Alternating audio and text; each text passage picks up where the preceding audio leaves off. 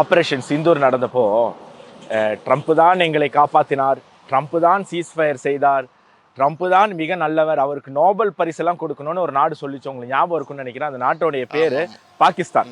அது நாடுன்னு சொல்ல முடியாது, அந்த குப்பைத்தொட்டியினுடைய பேரு பாகிஸ்தான் இல்லையா?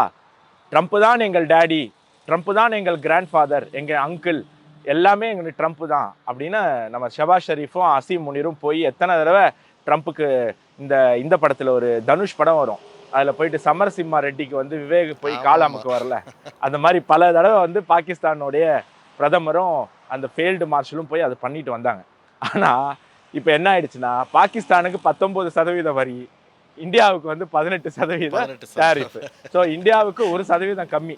எந்த இந்தியா ட்ரம்ப்புக்கும் ஆப்ரேஷன் சிந்தூர்னுடைய சீஸ்ஃபயருக்கும் எந்த சம்பந்தமும் இல்லைன்னு சொல்லிச்சோ, எந்த இந்தியா காசா பீஸ்ல இந்த டிராமாலெல்லாம் நாங்கள் கலந்துக்க மாட்டோம்னு சொல்லிச்சோ, எந்த பிரதமர் ட்ரம்ப்புக்கு ஃபோன் பண்ண மாட்டேன்னு பிடிவாதமாக இருந்தாரோ, அந்த நாட்டுக்கு 18%, 50% 18% கொண்டு வந்து குறைச்சி நிப்பாட்டி காட்டி இன்னைக்கு உலக நாடுகளில் இந்தியாவை கடந்து போக முடியாது. ஏன்னா நம்ம பார்க்கணும், எலான் மஸ்க் ஒரு ட்வீட் போட்டிருக்காரு.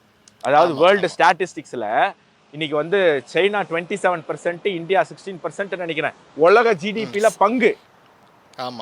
ஓகேவா? ரெண்டுமே சேர்த்தா 40%க்கு மேலே. ஸோ இன்னைக்கு சைனாவையும் இந்தியாவையும் கடந்து போக முடியாது, காலம் மாறிடுச்சுன்னு எலான் மஸ்க் ஒரு ட்வீட்டே போடுறாரு. ஸோ இந்த மாதிரி ஒரு இக்கட்டான ஒரு சூழ்நிலையில பொருளாதார ரீதியாக நம்ம நாட்டை வந்து மிக நேர்த்தியாக ஒரு அரசு நடத்திக்கிட்டு இருக்கு.